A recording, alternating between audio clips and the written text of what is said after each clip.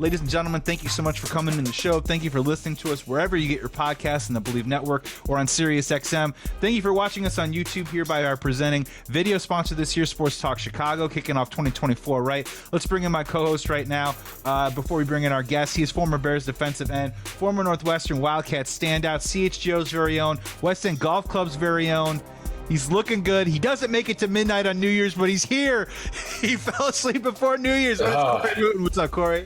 Man, what's up, man? I'm getting old out here in these streets, man. I got a 5-year-old, an 8-year-old. They were giving me a hard time. Hey, Dad can't even make. You know, I did have a hard workout earlier in that day. I did some cardio. I did the Stairmaster, did a little circuit workout. So I got an excuse, man. I'm 36 years old. Not a spring chicken anymore, Joey. You know what I mean?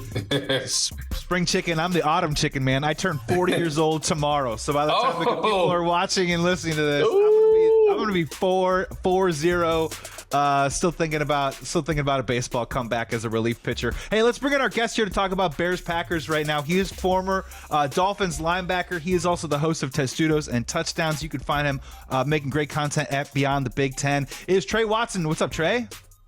What up, man? How you doing? Appreciate y'all having me on.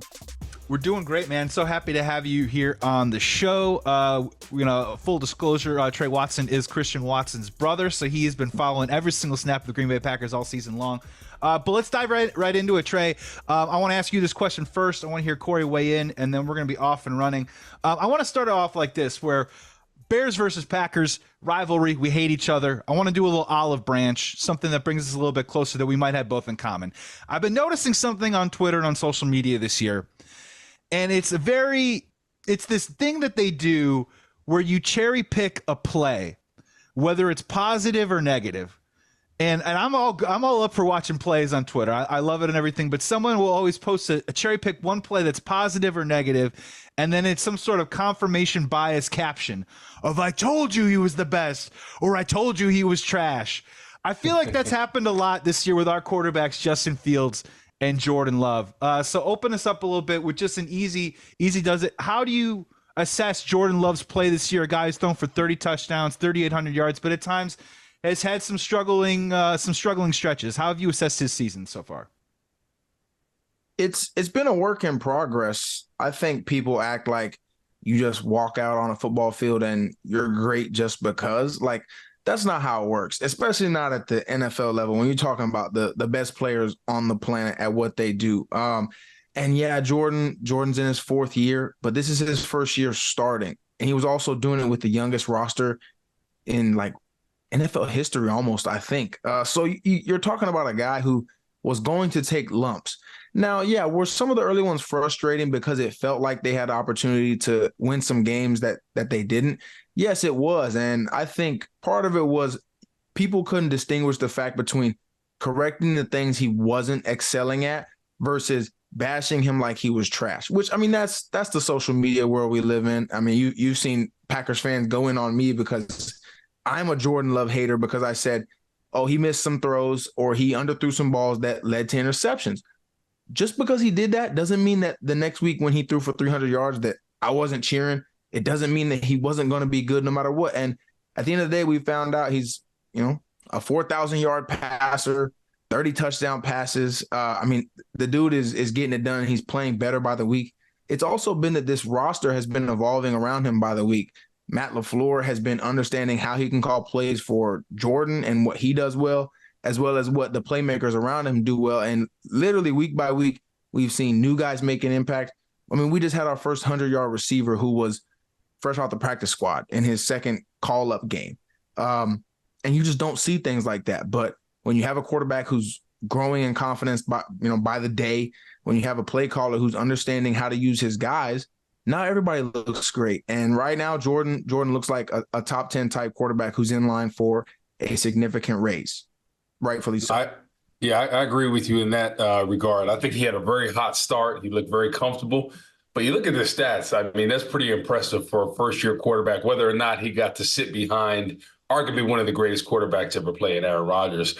But what you're seeing is him really coming to his own. And I look at Justin Fields on the other side of the football, for the Chicago Bears. It seems like he's starting to hit his stride. I kind of wish we did have a coordinator similar to LaFleur, because what he's been able to do game planning wise And even without the two talented running backs, they've been banged up, Jones and Dillon this year. He's still been able to put great numbers. So it just seems like Green Bay does a great job of drafting and developing. And they've done that from the time back when I first came in the league in 2010. They were known for drafting these great people, being able to develop them, and then have them for second contracts. The Bears, on the other hand, especially offensively, have kind of struggled doing that. So hopefully going forward, the Bears are able to get on the same page offensively. Justin Fields has all the talent in the world. I feel like the play caller, Luke Getsy, who formerly came from the Packers, has kind of done a bad job of really utilizing his strengths. When on the other side, I feel like Matt LaFleur has been like, okay,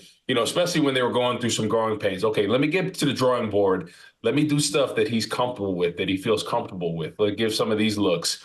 And I agree with you talking about the age of these wide receivers and especially not having those running backs. I think it's definitely been growing pains, but I've been really impressed with him. I think, for somebody to put up the numbers he has, have a chance to go over 30 plus touchdowns, kept the interceptions pretty bit low. But I think people are so critical on these younger quarterbacks because especially for you guys have had Aaron Rodgers. So you've had Aaron Rodgers and Brett Favre for the past 25 years. So I think people are a little skewed about things, but Love has done a great job. And I'm looking forward to the future of especially this NFC North. A lot of young guys that are talented. And if the Bears decide to keep Justin Fields, that would be a heck of a rivalry, having them both go at each other, two talented young quarterbacks.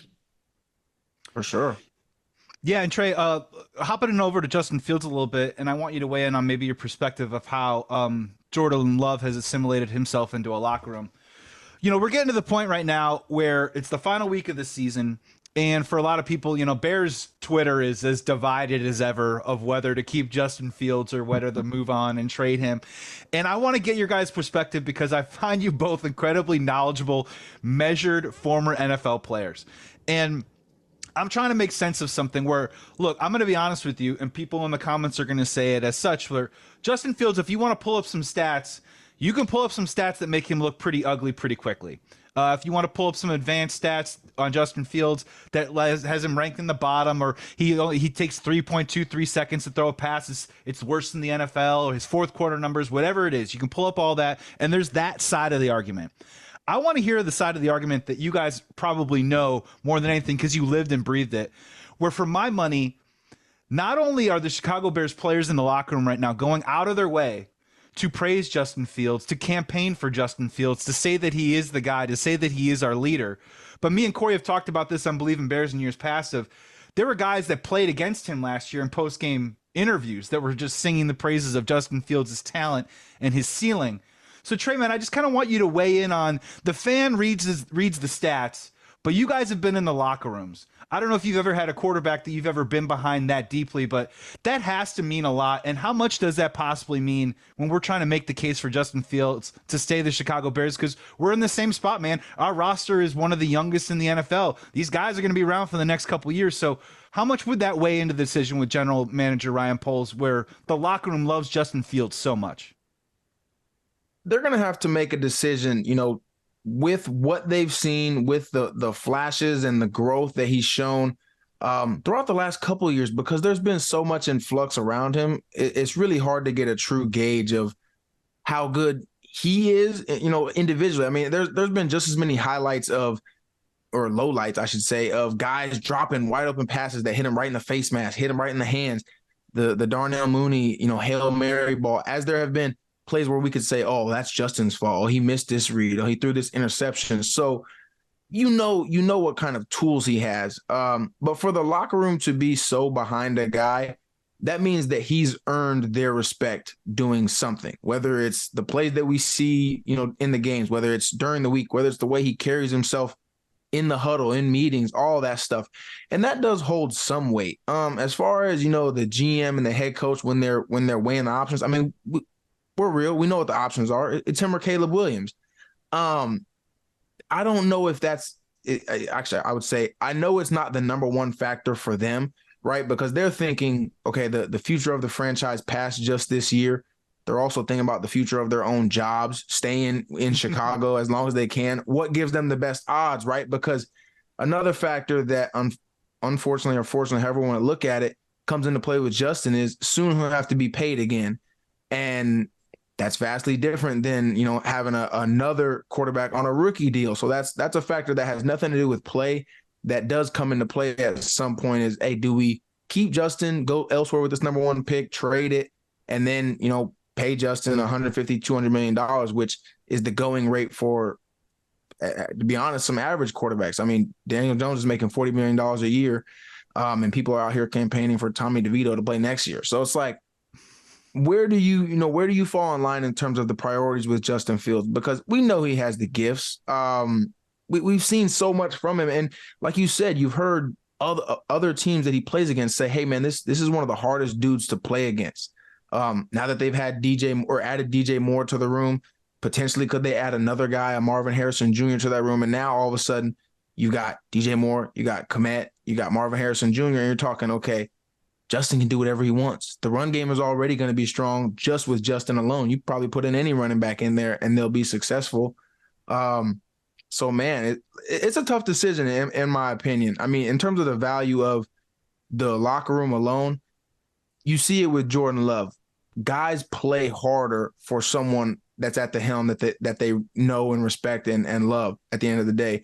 No pun intended there, but that's just how it goes. I've been talking about this with Justin Fields when the lowlights of the season, when people were very critical on him.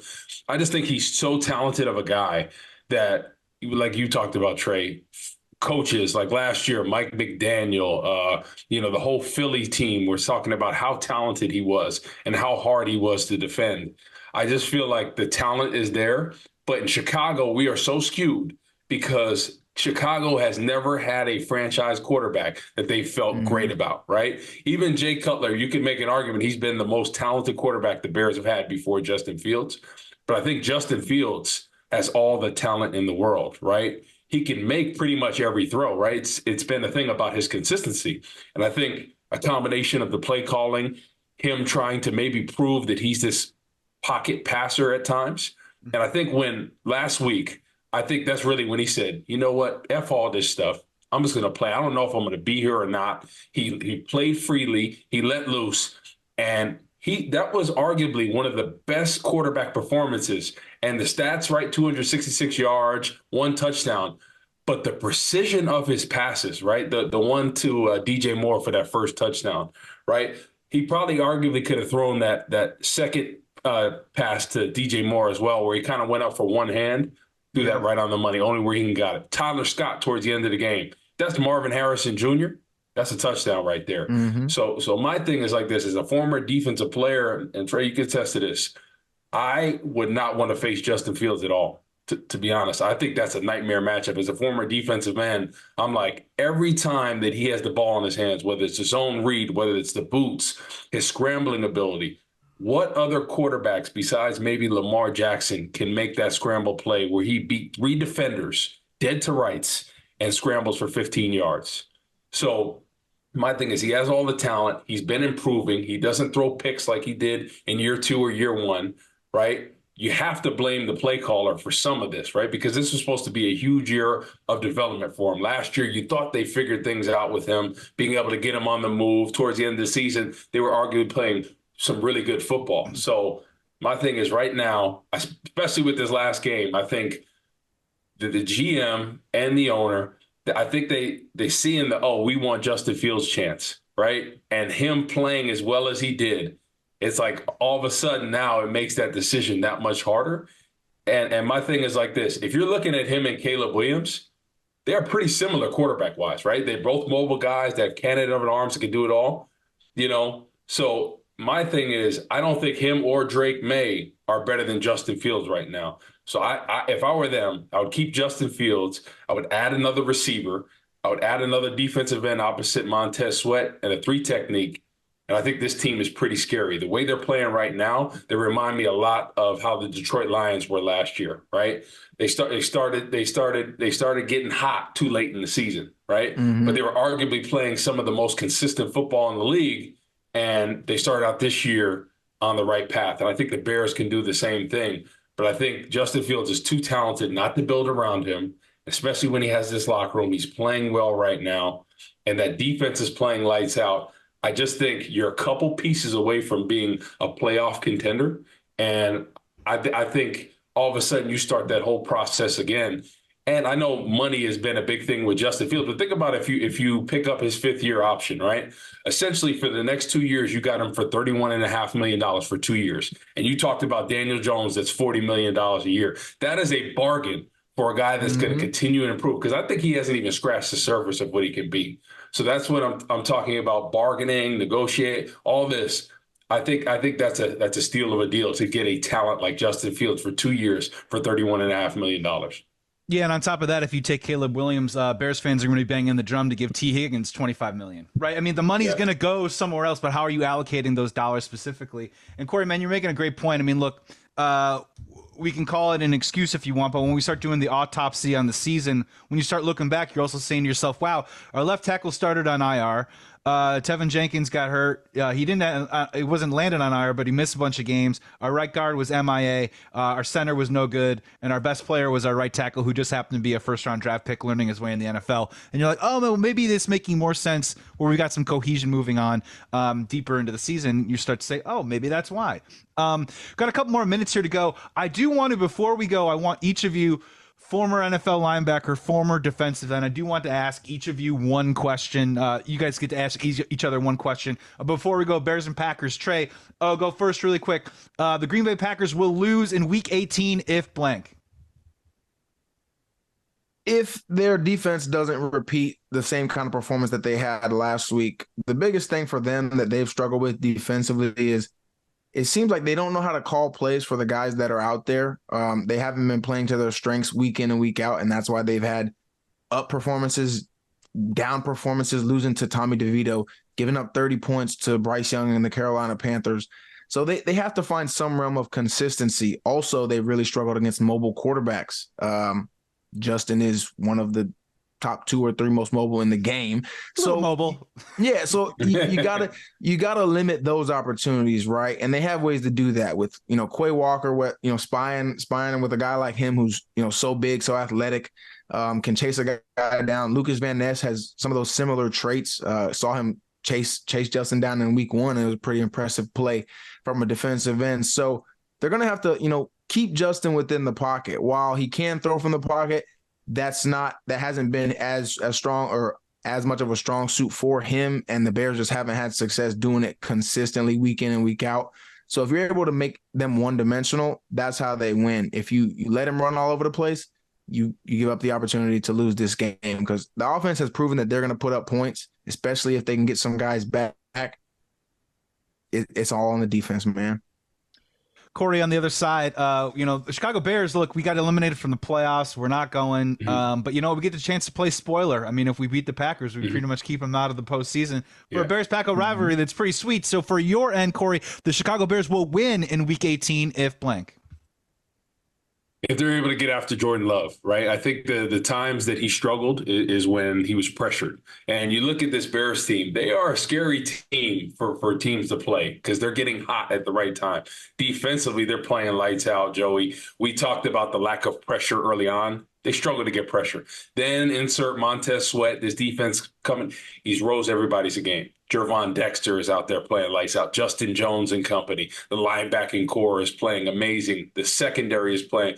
So they are peaking at the right time. Unfortunately, there's nothing on the line for them. But this rivalry, they love nothing more than to spoil Green Bay's trip to the postseason. So this is a game where I have the Bears winning. I think they're peaking at the right time. I think things are firing on all cylinders. I think Justin Fields is playing free right now because I think, when you have that mentality, like you don't give a damn, that's when you start letting that thing fly. And what you're seeing is them playing loose. They have nothing to lose at this point. They have everything to spoil with Green Bay.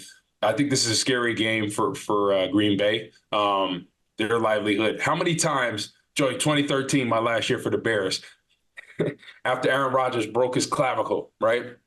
Comes to town, last game of the season, right? We win that game we're in. Green Bay spoiled them. Man, they beat us. They've done that for us for so many years. So I think Bears, fans, the team, they're ready to kick them out of the playoffs. So this is one where I see it being a tight one, but I see the Bears coming out on top. I think their defense is playing better right now collectively as a unit. I think they're peaking at the right time. Secondary is playing lights out right now. When you talk about young receivers going against some young receivers, David Bakhtiari hasn't played all season. He was a shutdown left tackle. I think this is a game where Montez Sweat can really feast. Jervon Dexter's coming along, so I think this is a game where they pressure and get after Jordan Love, and Jones and Dillon, they're starting to get healthier, but the Bears have done a great job of stopping opposing rushes. So this is going to be a tight one, but I think the Bears come out on top. Yeah, one play Shea breaking the collarbone of Aaron Rodgers. I'll never forget that. And then, unfortunately, Corey, that anniversary was like just a couple of days ago, man. I'm glad that you brought it up so I didn't have to bring it up. Trey, we're going to get out of this. And then my final one is, oh, yeah, by the way, the Chicago Bears haven't beaten the Green Bay Packers in 5 years. I've been married that long, bro. I'm about to turn 40. What's it going to be? Wait, are you been since 5 years? It's 5. Oh. We're coming up on 5 now. I think they've lost Holy moly. Yeah, I mean that's the Rodgers effect for you, and then obviously week one Jordan Love. So before we get out of here, just really quick, I want to open up. Trey, man, do you got a question for Corey or anything? Like, linebacker to defensive end. I just want to watch you guys talk ball for a couple minutes, and then we got to roll. Yeah. I mean, so I'll think of a football related question, and it's not Bears related. But I know you're a Northwestern guy, and you can't see behind me right now because I got all his hair. But no, I see it. Yeah, that's my Illinois jersey back. No, that's Maryland. Oh, he was Illinois first. He played for Lovey. He played for Lovey. You both played for Lovey. Oh, you played for Lovey. Okay. Yeah, we can talk about that off camera. That's a whole nother story. Yeah. But I spent 3.5 years there. So what was your record back in the day in the old Land of Lincoln rivalry? We won every year except the Rose Bowl year when Rashard Mendenhall and that team was really spin.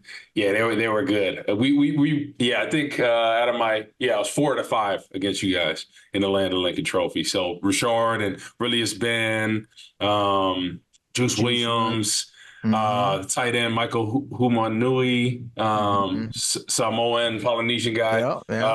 They were pretty beastly there. Whitney Merciless. He was a younger guy at the time. Jay Lehman. So you had Vontae Davis as well. So had a lot of good NFL guys at that time. But it's been a good rivalry as of late, So it's always something that look forward to. And so when you first started out at Maryland, right? No, other way around. So I did 3.5 years at Illinois and then finished that as a grad transfer at Maryland. Yeah. Okay. Yeah, I got recruited out of high school, so I'm from Jersey. So what was his name? Friedgen was the coach. Yeah. He wasn't coaching when you were there, right? Oh no. Yeah. He was long gone. When I got there, the head coach was Tony Durkin, not Tony Durkin. Some Durkin, Coach Durkin. Okay. And then we had a whole incident happen. And then Matt Canada was our interim head coach during the season. I remember that. Yeah. That was a crazy year for us. But it went well individually, I guess. That it was what it was. Exactly. But, good old College Park, man. yeah, man. We didn't play Northwestern when I was there. They weren't even. You guys weren't even in the Big Ten at that point. Yeah. What was it? 2 years ago? Rutgers and Maryland, or 2 or 3 years? No. They were already in the Big Ten. So they went to the Big Ten in 2015, I believe. I think it was my sophomore year. Yeah. So like we played Illinois when I was at Maryland, and we beat them like 67 to 20 or something crazy. They moved to the Big Ten while I was in college. So I got there 2014. I think they had just gotten to the Big Ten. I don't know why it seems like it's been sooner than that, but so I have a question for you as a linebacker, right? So if you're going one-on-one on a guy like Justin Fields, right, and you're one-on-one on him, you have him on contain. Let's say he's doing his own read play. How do you attack a guy like that to make sure you can get to the edge? What's your kind of thought process with that? Dude, the biggest thing, those are situations that you're like, man, I hope I don't have to do it on those plays. You hoping somebody else has to, especially when you come from off the ball, because it's just so much space. And the more athletic the guy is, the more the space, the more you just like, all right, I lost. But the key is really closing that space, right? And the more leverage you can maintain while closing space, like there's just that fine line, right, of staying in outside to go, but not 5-6 yards of space outside to where he can just jab step you and he can go either way. So, man, those are really tough situations. And, like, as an end, you can be in that situation. As an outside linebacker, even an off-the-ball linebacker, you can end up in that spot. And it's just like there's no way to win. You're hoping, hey, man, can I make him shuffle his feet? He second guesses and I get some help. Where's the nose who overlapped on the guard and he's going to help me make this tackle? As long as you don't let him get outside, you should be all right? You just don't want to give him a free crease either way. It's tough. Exactly. Yep. You got to make them work a little bit, because I remember as a defensive end having to go against, a guy like Michael Vick, and that's arguably one of the greatest mobile quarterbacks in the game. And he's the type of guy that you literally just have to run to the sideline. Like you're not running with him. You got to take an angle a little bit forward to get to the sideline and force him back inside. Rally the troops. You hope everybody's running to the ball, because at least if you force them back, right, it's going to slow them down for a second. And hopefully, like you said, that those defensive ends, linebackers, everybody's running to the football. You got a team that's relentless, and you're able to lessen the blow of, instead of a 50-yard gain, it could be a 6, 7, 8-yard gain. When you rally the troops, you kind of minimize that. And that's like Justin Fields, he's a guy that can really hurt you. But the thing is, you just want to minimize those big plays, right? If you can hold them to 6 to 8 on the scramble, as opposed to 20 to 30 to 40 to 50, and then him eventually breaking that 80-yard run, that's what you want to try to do. And a lot of times, a lot of that can be avoided by guys just playing hard, right? Rallying to the football. You usually see when these quarterbacks break out, there's some people loafing. There's some loaves of bread that are going to be on the table when you're watching that film. Okay, what is this? Yeah, you were loafing, buddy. All right. So that's what you usually see on those big plays, guys loafing, and you never want to see that as a defense. Do you get tired as a defensive end, defensive tackle? You tap your helmet. We're not like the linebackers. We're not playing every play. Shuffle in and out. Yeah, you go as hard as you can, as long as you can, and you get out the game. All right. That's the biggest thing that, obviously I'm playing off the ball for the most part, but like when you do have to blitz, or when coach calls one, you coming off the edge 2-3 plays in a row, you get a feeling for how hard it is when you having the pass rush at full speed for 3 or 4 plays in a row. I don't think people understand that at max speed, dealing with a 6'6", 6'7", 300-pound freak athlete when he's trying to grab you and slam you to the ground.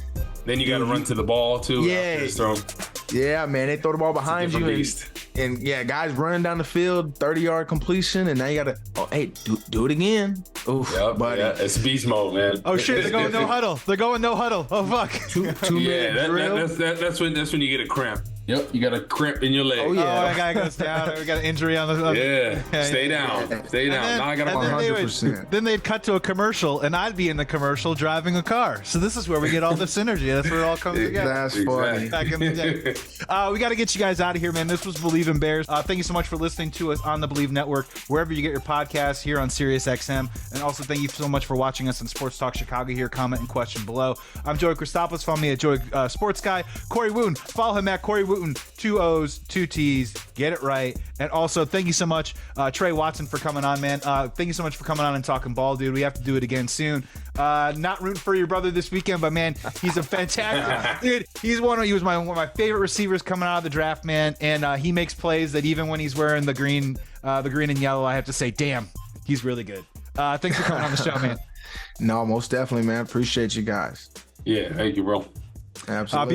Be well, be safe. Please be good to each other, everyone. Bear down. We got one more week to go. And then guess what? 100 days of Justin Fields talk. Buckle up, baby. We'll be back. I can't wait. Thank you so much for tuning in, guys. We'll be back.